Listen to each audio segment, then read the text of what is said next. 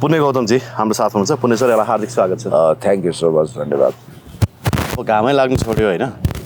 अब यो त प्रकृतिलाई, यसको लागि सम्पूर्ण रूपमा प्रकृति जिम्मेवार छ, दोष दिएर पनि हुँदैन, उसको लीला हो।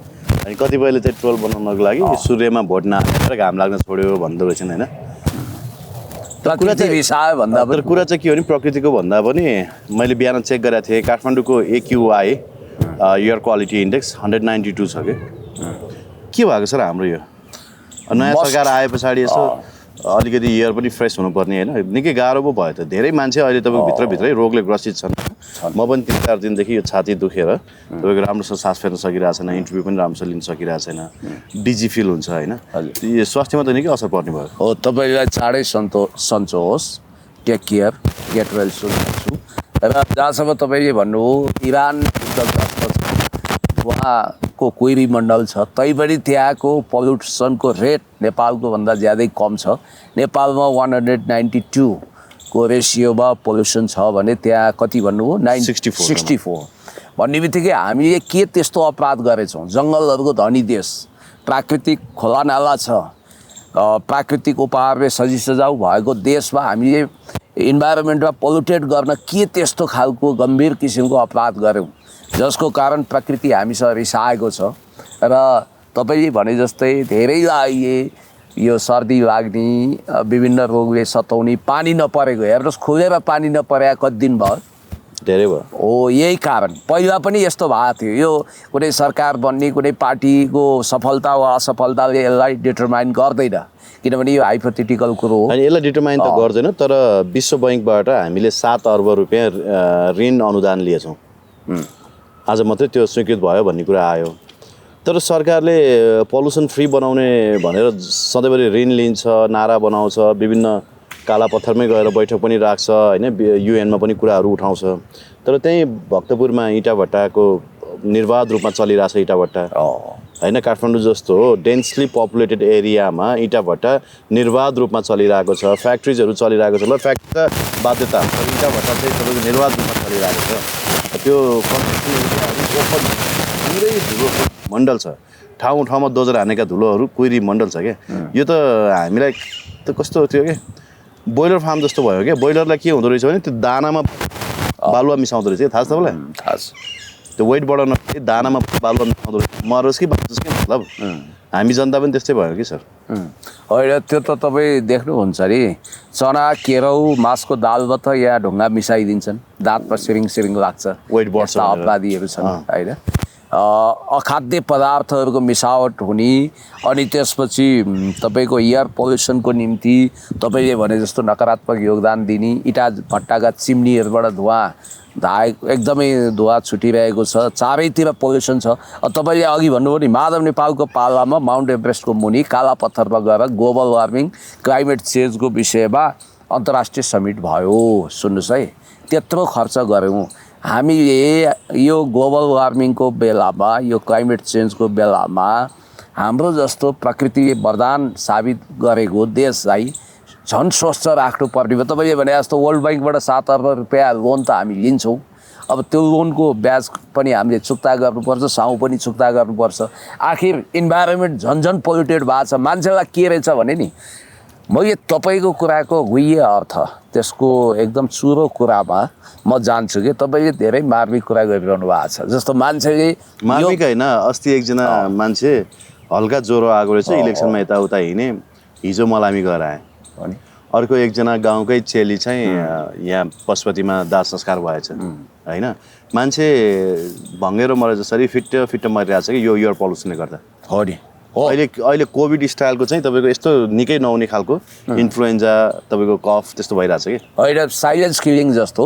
तपाईँको केही देखिँदैन, उसलाई हार्ट एट्याक आउँछ, अनि ब्रेन स्ट्रोक हुन्छ, अथवा उसलाई विभिन्न किसिमको प्रब्लम हुन्छ र सुतेको मान्छे नउठ्ने खतरा छ। त्यो भएको हुनाले बी केयरफुल भनेर भन्नुपर्ने बेला आएको छ। फेरि यस्तो अवस्था हुँदाखेरि अलिकति केही हुन्छ नि, तपाईँको यो इमर्जेन्सी लागू गरेर के गर्नुपर्ने हो होइन? हामीले त्यो इँटाभट्टा अहिले तत्कालको लागि बन्द गर्नुपर्ने हो कि अलिकति पानी परे पछाडि चाहिँ चलाउने हो कि नत्र कसरी सास फेर्नै सकिँदैन अहिले होइन त्यसको लागि अहिले हेर्नु ल यस्तो बिजोग भइरहेछ मलाई बोल्नको लागि गाह्रो भइरहेछ आँखा हेर्नको लागि गाह्रो त्यसको लागि केही छैन तपाईँको सरकारले के गर्नुपर्छ भने यस्तै बेलामा सरकार चाहिने हो बालेनजीको लगभग सरकार बन्यो सुशीला कार्कीको अन्तरिम सरकार विदायी हुँदै गर्दा बालेनको स्वागतलाई सरकारलाई स्वागत गर्ने हामी उन्मादमा छौँ रमझममा छौँ हामी उत्सवमा छौँ तर देश बर्बाद भइरहेको कुरा बर्बाद भनेको विकास नभएर महँगी बढेर भ्रष्टाचार बढेर मात्रै हुँदैन पल्युसन बढेर मान्छेको जीवनै तबाह हुने किसिमको यो अवस्था छ विश्वको पोल्युटेड सिटीमध्ये एउटा भइसक्यो काठमाडौँ र हामीले घामको मुख देख्न नपाएको यति दिन भयो जबकि अहिले त छ्याङ्ग घाम लाग्नुपर्ने यो जाडो महिना पनि होइन हामी चैत महिनामा प्रवेश गर्दैछौँ र अर्को इन्ट्रेस्टिङ कुरा चाहिँ के छ भने यस्तो बेलामा सरकारले पब्लिकलाई सुन्नुहोस् है पब्लिकलाई सब्सिडी दिने र केही दिन हुनसक्छ एक हप्ता जति ननिस्किनको लागि आह्वान गर्न सक्छ र पोल्युसन फैलाउने कारखानाहरूलाई सहरी क्षेत्रबाट बाहिर सार्ने वा त्यसलाई आवधिकमा केही समयसम्म बन्द गर्न सक्छ तर त्यसमा ध्यान छैन अस्ति तपाईँले कति मार्मिक कुरा गर्नुभयो हामी ठुला चकाचौध विकासको इन्फ्रास्ट्रक्चरको कुरा गर्छौँ तर हाम्रो महँगीको रेसियो मुद्रास्फीति यति चर्को छ कि हामी जस्तो 3200-3400 बोरा चामल छ त्यो युरोपको अमेरिकाकै तुलनामा पर्छ त्यो त्यति महँगो छ महँगीले आकाश छोएको छ तर हाम्रो आय स्तर छैन श्रमिकको ज्याला छैन केही लुटेर वर्गहरूले कालो धन बटुलेर राखेका छन् त्यो बाहेक अधिकांश मान्छेहरू खास गरी राजनीतिकमा ठुलो कारखाना बनाएर लुटखसुट गरेका छन् तस्करहरूले लुटेका छन् विनोद चौधरीको सम्पत्ति बढेर 3 खर्ब 3.5 खर्ब भयो तर हामी नेपालीहरूको पर क्यापिटा इन्कम घटेको छ हामी त गरिब भएका छौँ यतिसम्म कि तपाईँको जस्तो अहिले हाम्रो आय स्तर किन बढेन 1 लाख 2 लाख रुपियाँ कमाउन सक्नुपर्छ अहिले काठमाडौँमा सेटल गर्न एउटा मिडल क्लास फ्यामिलीले भन्दा अहिले के भइरहेको छ ब्याङ्क त्यस्तै ज्यानमारा छ ढाका जस्तो छ कर्पोरेट रुट चलिरहेको छ 25 लाख लोन निकाल्न 4 करोडको घर धितो राख्दा ब्याङ्कको इन्टेन्सन नै त्यो घर खाइदिने हुन्छ र उनले किस्ता नचुकाएको बाहनामा अरू बाहनामा पहिला सुदखोरहरूले खान्थे अहिले एकदम सुपर सुदखोरको रूपमा सुपर सामन्तको रूपमा ब्याङ्क आएको छ र ज्यानमारा तरिकाको कर्पोरेट रुट फाइनेन्सियल एक्सटोर्सन भइरहेको छ अब यहाँ के रहेछ भने ट्याक्सीको सिन्डिकेट विनोद चौधरीको हातमा छ भारतमा 10-12 लाखमा पाइने ट्याक्सी बकैदा नेपाल ल्याएर उनीहरूको लाइसेन्स होल्ड उसले गराएका छन् हामीले यहाँ 25-30 लाखमा किन्नुपर्छ होइन भनेपछि अब कसले यो गर्ने के चकाचौध गर्न रमाइलो कुरा गर्न मिठो कुरा गर्न मान्छेलाई बहकाउन खुब सजिलो छ हामी अब निर्वाचन भयो त्यो महाउत्सवमा हामी बहक्यौँ होइन अब त्यो बेलामा हामीले निर्वाचनलाई सबैले उत्सवको इलेक्सन मेनिया नै भयो तर भइरहेछ के भने अब हेर्नुहोस् है पाकिस्तानले ऊर्जा सङ्कट घोषणा गर्यो भारतमा 25 दिनको लागि पुग्ने स्टक थियो यद्यपि अहिले भारत सरकारलाई केही सहुलियत भयो किनभने अमेरिकाले रुससँग तेल किन्नको लागि 30 दिनको सहमति दिएको छ त्यसले हामीलाई पनि केही राहत त मिल्ला तर भोलि फेरि भारतले पाएन तेल किन्ने सहमति भने अहिले भारतमा हेर्नुहोस् यो खाना पकाउने ग्यासको हाहाकार छ सिलिन्डरको हाहाकार छ अब हामी कहाँ सिलिन्डरको हाहाकार भइसकेको छ पाइएको छैन ब्ल्याकमा पाइरहेछ खोइ त अब हामीले जो गरे खोइ हामीले सोचे खोइ कसरी चाहिँ यसलाई गर्ने हो भोलि त्यो सङ्कट आइपर्यो भने के गर्ने हो हामी वैकल्पिक चिज इरानको युद्धको प्रभाव नेपालमा पर्यो भने हामी कसरी तयार पर्यो त परिसक्यो महँगी बढिसक्यो कालोबजारी बढिसक्यो मार्केटमा सर्टेज छ ग्यास तेल खाद्यान्नको सर्टेज भइसक्यो स्ट्रेट अफ होर्मुजको बाटो हुँदै विश्वमा 30% तेलहरू आवत जावत हुन्थ्यो त्यो जलडब्बर जलमार्ग बन्द भइसक्यो अब फेरि हिजो मात्रै इजरायल र इरानको बिचमा बमबारी लगातार चलिरहेको छ र हामी हायतोबा भएका छौँ अब हामीलाई तपाईँले भने जस्तो खुब इलेक्सन मेनियाले छोएको छ मान्छे उन्मादमा छन् यो पनि के रहेछ भने नि सर फेसबुकमा रमाउने हल्ला गर्ने र त्यसले प्रभाव पार्ने भनेको चाहिँ पेट भरिने मान्छेहरूको रहेछ के यो क्रियाकलाप जो मान्छे साँच्चै सीमान्त पीडामा छ दुःखमा छ त्यो मान्छेलाई यी कुराहरूले छुँदैन किनभने कसरी ह्यान्ड टु माउथको प्रब्लम सल्भ गर्ने 2 छाक कसरी खाने केटाकेटी कसरी पढाउने तपाईँको शिक्षा नीति यति महँगो छ स्वास्थ्य नीति यति महँगो छ अब यिनीहरूले रङ्गीन आश्वासनका कजिस्टहरू बाँडेका छन् होइन मध्यम स्तरको आय स्तरको देश तत्कालै बनाउने पर क्यापिटा इन्कम वात्तै बढाउने, $100 बिलियन को GDP बढाउने, 15,000 मेगावाट बिजुली 5 वर्षभित्र उत्पादन गर्ने, अनि 30,000 किलोमिटर सडक थप्ने, 12 लाख मान्छेलाई रोजगारी दिने आदि इत्यादि रङ्गीन सपना छ। त्यति मात्रै होइन, सहकारी पीडितको पैसा अब पाउँछौँ भनेर बेचारा सहकारी पीडितहरू खुसी भइरहेछन्। त्यो झुटो खुसीमा रमाएको जस्तो लाग्छ। सरकारले हामीले तिरेको ट्याक्सबाट ठग गरेर उन्मुक्ति दिने गरी ती सहकारी पीडितलाई 1,35 अर्ब दिने हो भने यो देश झन् टाट पल्टिन्छ। ठगहरूबाटै असोपर गर्ने उपाय बनाए हुन्थ्यो बरु, होइन। अब बेनिफिट अफ डाउट दिउँ न। अब बालनकै सरकार भनेर खिचातानी त छ क्या अरे। अब हिजो सुरु भएछ नि राजु पाण्डे राजु पाण्डेले त वार्निङ दिए क्या। त्यही भएर अब पुलिसको हाकिमबाटै वार्निङ आउनु पऱ्यो नि। फेरि रासपा भने त सेमी पुलिस पार्टी पनि रहेछ। 10 जना जति प्रहरी ब्याकग्राउन्डको मान्छे, जस्तो गोकर्ण विष्टजीलाई हराउने गोविन्द पन्थीजी पनि पुलिस। अब विश्वराजजीले 5 मतले जित्नुभयो, उहाँ AIG। विक्रम सिंह थापा पुलिस। यस्तो धेरै रहेछन्। र एउटा त्यो के भाइ गेलाल भाइ भन्ने त हाँसेर त्यसै खित्का छोडेर पहिला मेयरमा हारे थिए, स्वाटै सांसद भइयो भनेर खुसी मनाइरहेछन्। जनता रोइरहेछन्, मुलुक तबाह हुँदैछ, इकोनोमिकली हामी क्रास हुँदैछौँ। अब हो राजु पाण्डेजीले त्यो भन्नु पर्यो किन होला भन्ने मलाई लाग्छ भने अब अहिले दौडधुप चलेर फेरि असीम शाहको हेडक्वार्टरमा पनि मान्छे जान थालेछन्। शक्ति केन्द्रहरू विभिन्न रहेछन्। अहिले कुमार बेनको नम्बर खोजेर हैरान गरिसकेर फेरि लौ न बालेनजीलाई भन्नु पर्यो भनेर यो नयाँ चुनिएका सांसदहरूले कुमार बेनको नम्बर पत्ता लगाएर हैरान गरिसके भनेर एकजना राष्ट्रपालले बिहान भन्दै थियो। भनेपछि अब स्थिति के भयो त देशमा भन्दा यही सत्ताको कुर्सीको लडाइँ रहेछ नि। 18 थान मन्त्री बनाउने होला, 4 जना विज्ञबाट बनाउने रे, 14 जना चाहिँ तपाईँको संसदभित्रैबाट बनाउने। भनेपछि को विज्ञ बनाउने उनीले सुन्दैछु रामेश्वर खनाललाई नै मन पराइरहनु भएको छ रे बालेनले। अर्थमन्त्रीको स्वर्णिमले मुख बिठाइरहेछन्, उनको सम्भावना के कसो हुने हो। रविजी पुरै कमजोर भएको स्थिति छ र त्यही कन्ट्राडिक्सन हुनाले नै प्रधानमन्त्री पदमा खिचातानी चलेकै हुनाले रवि लामिछानेको पनि जिकिर के छ भने मलाई शपथ गर्न बकाइदा दिन्छ भन्ने उहाँको रहेछ। र पार्टीमा अब घुमाउरो तरिकाले संसदीय दललाई नै जिम्मेवारी दिने, सांसदहरूलाई नै जिम्मेवारी दिने भनेर आफूलाई बहुमत सिद्ध गरेर रविजीले चाहिँ उही 15 सालमा बिपीले पोजिटिभ तरिकाले आफूलाई संसदीय दलको नेता बनाउनु भयो। अब अहिले चाहिँ ठ्याक्कै नेगेटिभली खेल्न खोजे जस्तो देखिन्छ, तर बालन शाह सहेर बस्ने जस्तो देखिएन। रविको पनि प्रधानमन्त्री बन्ने महत्त्वाकांक्षा पलाएको हो देखियो नि त। नभए DP अरियालले खोइ त्यो सम्झौता त हामीलाई थाहा भएन, म अध्ययन गर्छु भनेर भन्छन्। पहिला तिनै DP अरियालले बालेन्द्र शाह उर्फ बालेन शाहजीलाई हामीले भावी प्रधानमन्त्री मान्यौँ, उहाँ सेकेन्ड इन कमान्ड हुनुभयो, अब हामी लहर ल्याउँछौँ भनेर चुनावमा घुमिया होइन। यस्तो लाग्थ्यो मधेसको 32वटा सिटमा त अरू कोही होइन, एक्लै बालेन उठिरहेका छन्। नभन्दै बालेन मेनिया, बालेनको जादु चलेको हो। हामीलाई मन परे पनि नपरे पनि वैचारिकमा असहमत भए पनि त्यो पार्टीभित्र यसपालि क्लिन स्विप गर्न बालेनको म्याजिक प्रयोग गरेको हो। बालेनलाई एउटा म्याजिक कार्डको रूपमा प्रयोग गरे। तर अहिले भयो के भने यो पैसा देखेपछि महादेवको त्रिनेत्र भन्थे, सत्ता देखेपछि मान्छे धर्म रिदो रहेछ। रविजीलाई के लाग्यो भने मुद्दाको बारेमा छिनोफानो हुँदै गर्छ, जेसुकै होस् भनेर अब त्यहाँ त्यो पार्टीको विधान संशोधन गर्नै पर्ने भएछ। फेरि त्यो पार्टीको विधानमा चाहिँ पार्टी सभापति मात्रै संसदीय दलको नेता हुन सक्छन् भनेको छ। संसदीय दलको नेता नचुनिकन कोही मान्छे पनि प्रधानमन्त्री हुन सक्दैन। मलाई लाग्छ यिनीहरू आलो पालोमा सायद रविजीले टाङ अडाउनु होला जस्तो लाग्छ अहिले।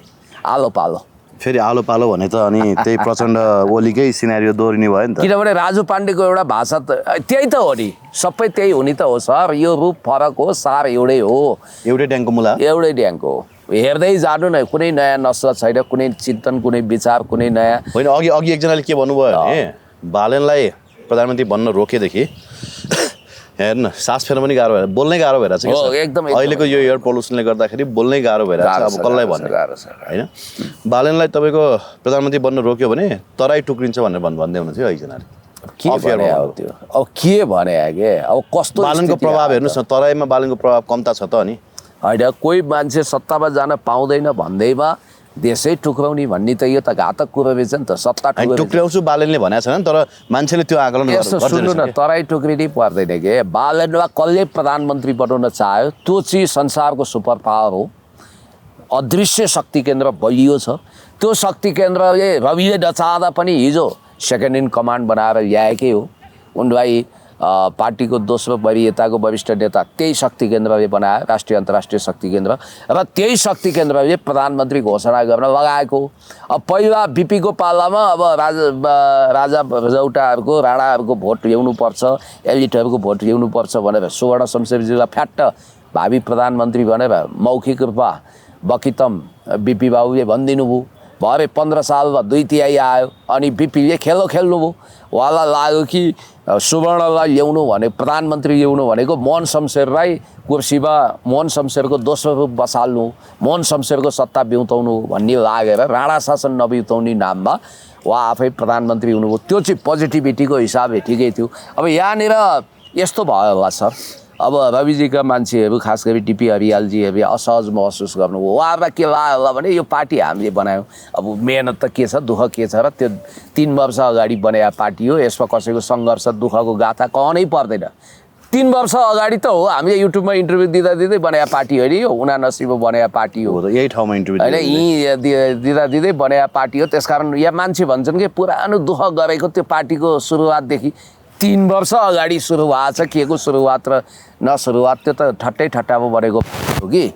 तर उनीहरूलाई के लाग्दो रहेछ भने बालन शाह भने त 82 सालमा समाहित हुनु, अहिलेसम्म रासोपा भनेर छाती ठटाएको छैन। एउटा कुरा याद गर्नु भएको छ, बालन शाहले यो चुनावी परिणाम आइसकेपछि रासोपाको पार्टी कार्यालयमा कुनै पत्रकार सम्मेलन गर्ने रुचि देखाउनु भएको छैन। हेर्नुहोस्, अहिले पनि उहाँ मनैदेखि रासोपा हुन नरुचाएको अवस्था देखिन्छ। र रवि लामिछानेले अहिले गर्न खोजेको कोसिस आलो पालोमा हो। अहिले उनलाई थाहा छ कि यो बालेन बेग रोक्न सकिँदैन, तर एउटा काम गर्न सकिन्छ, त्यो भनेको 2.5 वर्ष वा 3 वर्ष बालेन, 2 वर्ष म, त्यतिन्जेलसम्म मेरो मुद्दा टुङ्गिएला। अहिलेको लागि म त सुन्दैछु रविजीलाई गृहमन्त्रीको रूपमा स्थापित गरेर जाने पक्षमा पनि हुनुहुन्न रे उहाँ। सुन्नु है मेरो कुरा होइन, तपाईँको होल क्याबिनेटको निर्णय चाहिँ बालनले आफैले सर्वाधिकार सम्पन्न बन्न चाहनुहुन्छ। तर रविजीले के भनिरहनु भएको छ भने यसमा तपाईँलाई केही हिस्सा दिन्छौँ, सरकारमा प्रधानमन्त्री तपाईँ हुनु भए पनि मन्त्री छान्ने 75% अधिकार मलाई हुनुपर्छ भने रहेछ उहाँले। मैले भित्रबाट थाहा पाएको बालेनजीले 75% त के 25% पनि सुन्न चाहनु भएको छैन। खुद Rabi Lamichhane deputy prime minister गृहमन्त्री बनेर फेरि ह्याट्रिक त गरिसक्नुभयो क्यारे, फेरि चौथोचोटिको लागि जान चाहनुहुन्छ। तर बालेनजीले अहिले उहाँ नआइदिए हुन्थ्यो भन्ने चाहनु भएको भन्ने बुझाएको छु। तपाईँ त अब भविष्यमा मेरो 5 वर्ष कार्यकालपछि तपाईँ त हो भनिरहनु भएको छ अरे बालेनजीले। अब रविजीलाई यो थाहा छ कि अब 5 वर्षपछि के हो नयाँ परिस्थिति आउँछ, फेरि सत्तामा जान सकिँदैन। अब यो एक प्रकारको भेल हो, भेल फेरि आउँदैन, सुनामी आउँदैन भन्ने बुझेको रविले आलो पालोको कार्ड फ्याँकेको कारण के हुन सक्छ भने अब त्यही भएर राजु पाण्डेले 5 वर्षसम्म ढुक्कै छ बालेनजी भनेर समय पनि किन तोकेको याद गर्नुहोस् है। त्यहाँ समय तोक्नु भएको छ राजु पाण्डेले। हिजोको अभिव्यक्तिमा उहाँले कालो चस्मा लगाएर ट्याक्क एउटा पुलिस अफिसरको शैलीमा दिएको इन्टरभ्यूमा यो दायाँ कुरा गर्नै पर्दैन, अराजकता फैलाउनु हुँदैन, अनुशासनहीन कुरा गर्नु हुँदैन, हाम्रो 5 वर्षसम्मको लागि स्थिर सरकारको ढुक्कै छ प्रधानमन्त्री बालेन्द्र शाह भन्नुभएको छ। 5 वर्ष भन्ने शब्द प्रयोग गर्नुभएको छ। त म यहाँ हेरिरहेको छु रविजीको मान्छे एकाध मान्छेले अहिले बालेनजी नै हो भने पनि पुरा अवधिको नाम लिँदैनन् उनीहरू, 5 वर्ष भन्दैनन्। फेरि नेपालको अप्रिय इतिहास के छ भने 7 सालदेखि अहिलेसम्म चाहे त्यो 2/3 होस्, चाहे प्रचण्ड बहुमतको होस्, अल्पमतको त कुरै छाडिदिनुहोस्, कुनै पनि सरकार 3 वर्ष 3.5 वर्षभन्दा उता गएकै छैन। पञ्चायतमा त गएको छैन, पञ्चायतमा पनि गएन। सबभन्दा लामो टिकेको भनेकै केपी शर्मा ओलीको हो। बिपीको पनि 15 सालमा उहाँ प्रधानमन्त्री निर्वाचित हुनुभयो, 17 साल पुष्प कु भयो, 2/3 ढल हो। केपी शर्मा ओलीको चाहिँ 3.5 वर्ष, 3 वर्ष 7-8 महिना टिकेको, के अरे 5-6 महिना टिकेको अनुभव छ। त्यहाँभन्दा लम्बिएको एउटा सरकार पनि छैन भन्ने बित्तिकै अब हामी कहाँ छौँ, हामी कुन दिशामा छौँ, हामी फेरि त्यो कुर्सीको म्युजिकल चेयरमा रमाइरहेछौँ भने परिणाम ल्याउने के हो त? तपाईँले भने जस्तो महँगीले आकाश छोएको छ, एयर पोल्युसन यस्तो छ, स्वास्थ्य र शिक्षामा पुरै निजी क्षेत्रको सिन्डिकेट छ, अनि त्यसपछि भ्रष्टहरू प्रशासन र सबै ठाउँमा कुण्डली मारेर बसेका छन्। राजनीतिक संयन्त्रबाट हुने भ्रष्टाचार जुन फस्टाएको छ सबै भ्रष्टहरूले गुण सारेका छन् राष्ट्रपातिमा, तिनै मान्छेले कुण्डली मारेर बसेका छन् भन्नासाथ माओवादी जस्तो एउटा क्रान्ति गरेर आएको रामराज्य नै ल्याउँछु भन्ने एउटा आदर्श, उनीहरूले त अझ कोट पनि एउटै सेवा आएका थिए पहिला प्रचण्ड र बाबुरामले होइन, कम्युनमा बस्थे, त्यहाँ खाना खान्थे, ओहो आदर्शको लोमहर्षक कथाहरू रचेका थिए, हामी एकदम त्यागी बन्छौँ गान्धी बन्छौँ भन्थे नि। तर हावा त बेलुनको हावा त 1-2 वर्षमै खुस्क्यो। त्यसकारण काठमाडौँको यो हरामी वायु यस्तो छ कि चाहे एयर पोल्युसन गर्ने वायु होस् चाहे राजनीतिक प्रदूषित वायु होस् त्यसले भ्रष्टीकृत गर्छ। तुलसी गिरीले बिपी बाबुलाई त्यही भन्नुभएको थियो अरे, बिपी बाबु तपाईँले काठमाडौँ र एलिटहरू बुझ्नु भएन, तपाईँ डेन्जर जोनमा हुनुहुन्छ भनेर। अब बालेन शाहले कति बुझाएका छन् हेर्नुपर्छ। र अब सायद उनीहरूले एउटा कुरोमा रविजीले म्याक्सिमम् 2टा कुरोमा कोसिस गर्छन्, एउटा आफ्नो मान्छेलाई धेरै जसो मन्त्री बनाउने र आफै उप प्रधानमन्त्रीको रूपमा जाने, बालेनजीसँग त्यही कुरोमा उनको दूरी बढ्न सक्छ। अनि अर्को चाहिँ आलो पालोको कुरो त इन्डिया नै त्यो सङ्केत देखियो। तपाईँले थाहा पाउनुभयो सुर्खेतमा एकजना त्यो नानी चाहिँ तपाईँको बिहान मर्निङ वाकमा के ट्युसन पढ्न जाँदाखेरि चाहिँ 16 वर्षीय किशोरी इनिसा बिक चाहिँ बलात्कारको शिकार भएर होइन मारिनु परेको रहेछ। बलात्कार हो भनेर प्रारम्भिक रिपोर्टले भनेको छ, यद्यपि रिपोर्ट पोस्टमार्टम रिपोर्ट आइसकेको छैन भन्ने कुरा छ। अब हामीले झन् यो दलको सरकार हुँदा मात्रै न्याय नपाउने भनेको होइन, अनिखेरि फेरि नागरिक सरकार हुँदा पनि यस्तै अवस्था भने सर, चेलीहरू होइन दलितहरूमाथि सधैँभरि राज्यले विभेद गरिराख्ने। अब झन् उनीहरूको खगेन्द्र सुनवार त्यो जेन्जी नै होला नि फेरि, ती पनि ती जेन्जीहरू त अनि यत्रो राष्ट्र निर्माण गर्ने मान्छेहरू पनि किन यस्ता भएका? त्यही त सुर्खेतमा जुन विभत्स घटना घट्यो, एकजना सानी 16 वर्षीय 11मा पढ्ने सानी नानीलाई नाबालिकालाई बलात्कारपछि हत्या गरेछन्। अपराधीहरूलाई कडाभन्दा कडा कारवाही होस्, अब भन्ने त यही हो, श्रद्धाञ्जली दिउँ बिक नानीलाई। अब यहाँ यस्तो हो सर, तपाईँ हामी चाहिँ धेरै आशावादी हुनु हुँदैन।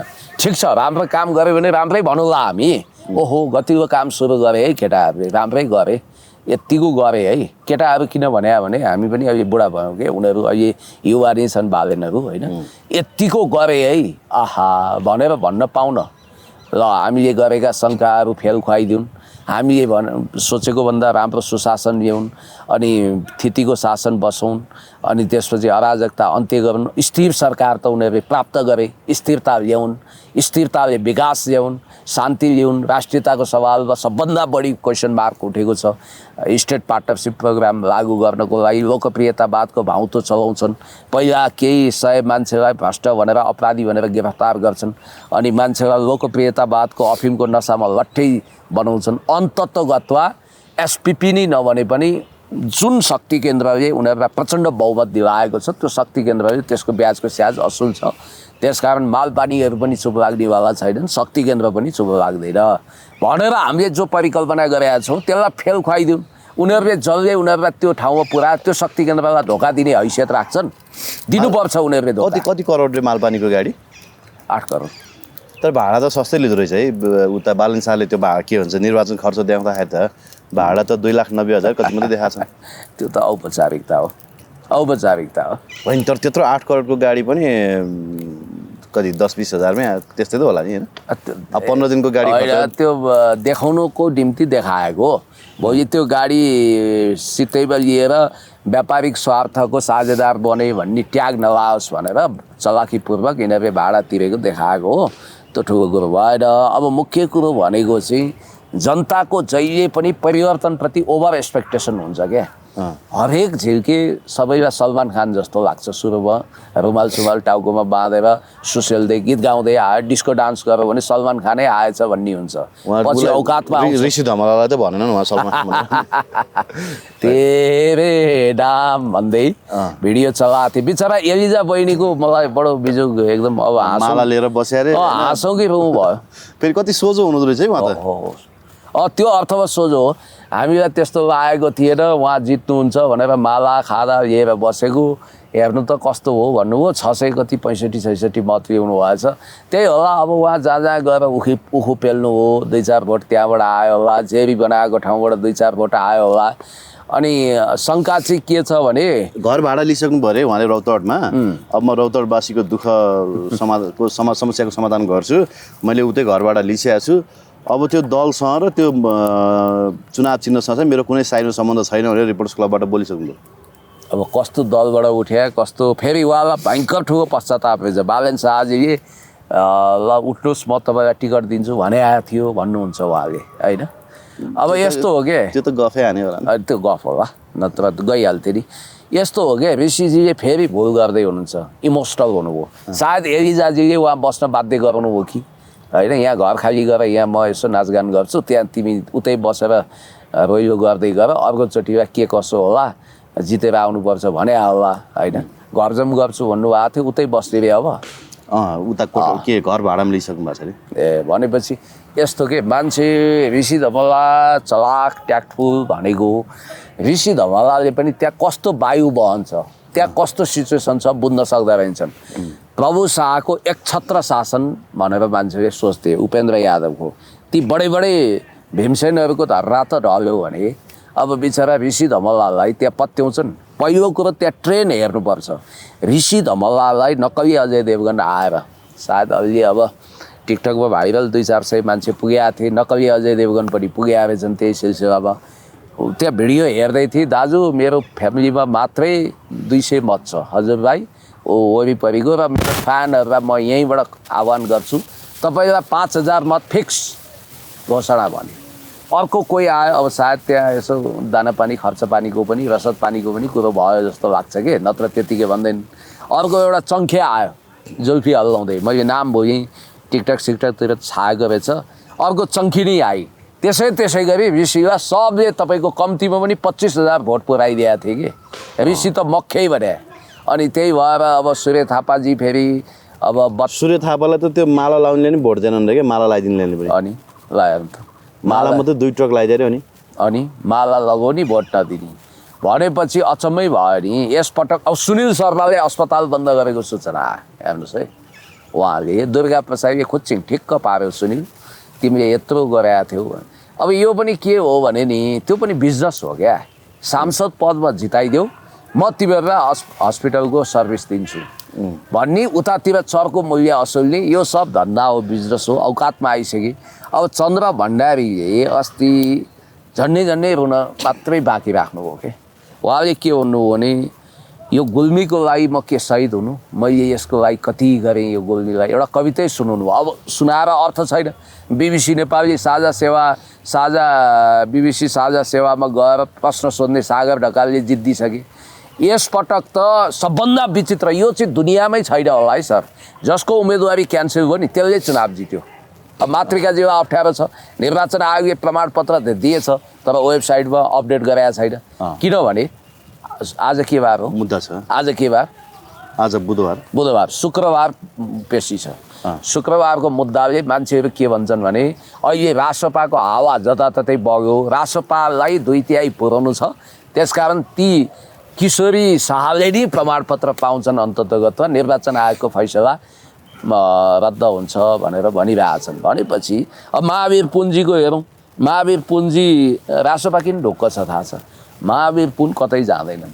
फेरि महावीर पुनको आवरण जति इनोसेन्ट छ नि, ठिक छ उनी राम्रा मान्छे होलान्, उनको एउटा अर्ग्यानिक छविलाई हामीले राम्रै मानौँ। त्यो टाई सुट लगाएर रोमन म्याक्सेसे पाउने बेलामा त एडिटै देखिया छन् त, युट्युबमा भिडियो नै छ। र अहिले त किताब बेच्दी पनि लटालट उनले काम गरिरहेछन् भन्ने बित्तिकै एउटाले त थोकेर हिँड्छ है, किन सांसद भएर किताब बेच्ने भनेर थोकेर हिँड्छ नि एउटाले पोखरातिर हो र होइन। अब उहाँ धेरै नेपालको असामान्य चलाक मान्छे मध्ये एउटा को महावीर पुन। हेर्नुहोस् है, उहाँको छवि रहस्यमय र नाटकीय छ। उहाँले के भन्नु होइन हो, अब म त त्यहाँ इलामतिर किताब बेच्दै थिएँ, हर्क भाइले पनि मद्दत गरिरहनु भएको थियो, म त के को मन्त्री खानी भनेर हिँडेको, फोन गरेको गऱ्यो, सुशीला मैले बोलायो, म त मन्त्री खाना आएँ पो भने। अनि मन्त्री होइन, हामी सांसद हुने हो र, चुनाव लड्ने हो र, त्यो अरू जस्तो होइन, म त्यसरी जान्न भने फ्याट्टै तपाईँको चुनाव लड्न गए। अब किताब बेच्ने ध्येय त उनको निरन्तर छ। अब कतातिर अब त सरकारकै हिस्सा भए, अब हेर्नु होला महावीर पुनलाई मन्त्रीमा पनि लान्छन्। म त एउटा अर्को कुरो पो सुन्दैछु त, कुलमानको निरन्तरता हुँदैछ अरे, थाहा पाउनु? खोइ सुने छैन मैले। होइन अलिकति त्यो खालको गाइरो त्यो भए त राम्रो हुन्थ्यो उनलाई ऊर्जा मन्त्रीको रूपमा बालनले कुलमानमा रोज्दैछन् भन्ने कुरो पहिले कता त्यो कता भए त धेरै बेटर हुन्थ्यो किनभने कुलमानको निराशाको अहिले दबाई पनि त्यही हुन्थ्यो। अहिले कुलमान अहिले हेर्नु 4-5 जना मान्छेहरू सायद आत्मबल दर बनाएनन् भने यो डिप डिप्रेसनले गर्दा उनीहरू वास्तवमा पागलपनको शिकार हुने या सुसाइडसम्म जान सक्छन्।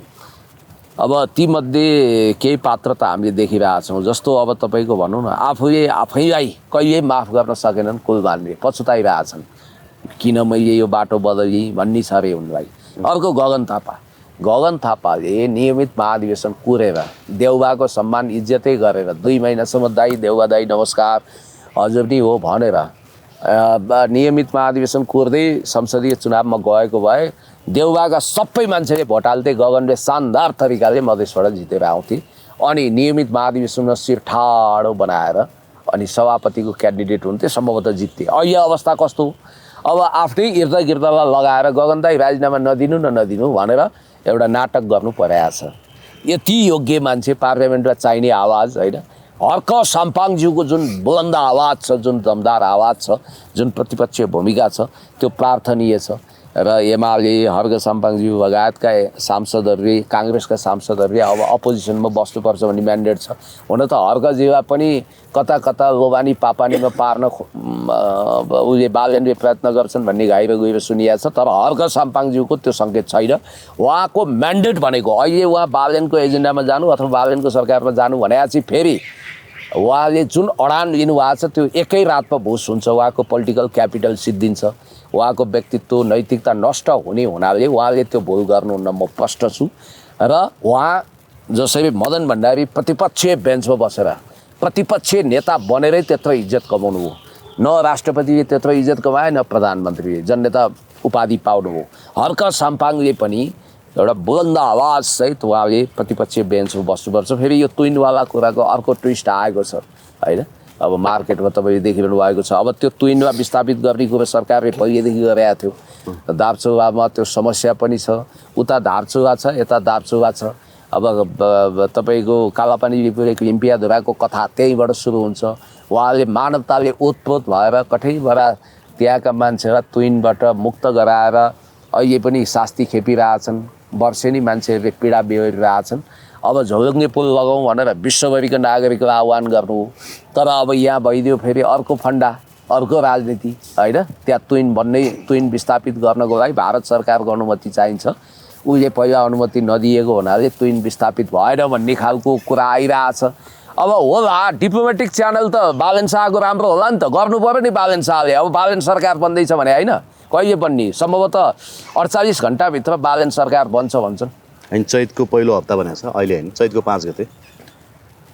अझै 1 हप्ता बाँकी छ। अझै 1 हप्ता ठिक छ। ल अब होइन अर्को कुरो पनि गरौँ न। यो जेनजी आन्दोलनको तपाईँलाई अलिक आज सन्चो छैन मलाई थाहा छ होइन। यो पोल्युसनले गर्दा धेरै दिन भइसक्यो सुत्न पनि। अब तपाईँलाई हामी दुःख पनि दिनु हुँदैन। तपाईँ एकाध दिन चाहिँ रेस्टै गर्नुपर्छ जस्तो छ। अन्तिममा यो जेनजी आन्दोलनको छानबिन गर्न बनेको आयोगको प्रतिवेदन 10,000 पेजको छ अरे। 1 जुनीमा त पढि सकिँदैन होला त्यो सम्पूर्ण प्राप्त भए पनि। त्यो कहाँ पाइन्छ? पिडिएफमा होला। पिडिएफमा वेबसाइटमा राख्थ्यो हुन्थ्यो। 10,000 पेजको भनेपछि 62-63 आन्दोलनको पनि एउटा प्रतिवेदन थियो होइन। कसो मल्लिक आएको होइन, 62-63 रायमाझी आयो होइन। कृष्णजङ रायमाझीको आयोगले पनि दोषी किटान गरेका एकजना मान्छे अहिलेको सरकारमा मन्त्री छन् रे त। अहिलेको सरकार मैले हिजो मात्रै सुने। पढ्नुहोस् है को छन् त। अब सुशीला कार्की प्रधानमन्त्री, अनि त्यसपछि अनिल सिन्हा कानुन मन्त्री, रामेश्वर खनाल अर्थमन्त्री, को छ र उकेरामा छ भने भन्दैछ न। मैले हेर्नु होला कोही पख्नुहोस् है तपाईँको। होइन त्यही आयोगले दोषी त्यो कुरै परेन नि। के अरे रायमाझी आयोगले दण्डित गर्न सिफारिस गरेको कमल थापै गृहमन्त्री भए, कमल थापा प्रधानमन्त्री भए, रूपमान्द कटवाल प्रधान सेनापति भए, लोकमान सिंह कार्की मुख्य सचिव भए, अख्तियारको प्रमुख आयुक्त भए। 46 सालको दोषी किटान गरेको सूर्यबहादुर थापा लोकेन्द्रबहादुर चन्द कालान्तरमा प्रधानमन्त्री भए। त्यसकारण मलाई जहाँसम्म लाग्छ 24 गतेको घटनालाई हुन त विज्ञानराज शर्माज्यू पूर्व एआइजी प्रवक्ताले के भन्नुभएको छ भने 24 गतिको घटनालाई पनि सस्पेन्सन गरेका छौँ, त्यसका दोषीलाई पनि कारबाही सिफारिस गरेका छौँ भन्नुभएको छ। तर यहाँ मिडियामा के आइरहेको छ भने अब हामीले त पढ्न पाएको छैनौँ, त्यो बाहिर सार्वजनिक भएको छैन, तर मिडियामा आएको कुरा अनुसार चाहिँ 23 गतेलाई नै फोकस गरेर 24 गते जेनजी आन्दोलनको नाममा सिंहदरबार सर्वोच्च अदालत BICC सबै जलाउन अगाडि बढेकाहरू र 50 खर्बको सम्पत्ति नोक्सान गर्ने प्रमुख भूमिका खेलेका अहिले राजसभाकै 30 जना जति सांसदलाई फौजदारी कारबाही हुने हुनाले त्यसलाई चाहिँ राज्यले अनुसन्धान गरोस् भन्ने हिसाबले प्रतिवेदनमा घिसेपिटे सन्ध्या भाषा प्रयोग गरिएको छ रे, यो आपत्तिजनक छ। ल हस्, थ्याङ्क यू भेरी मच। धेरै धेरै धन्यवाद।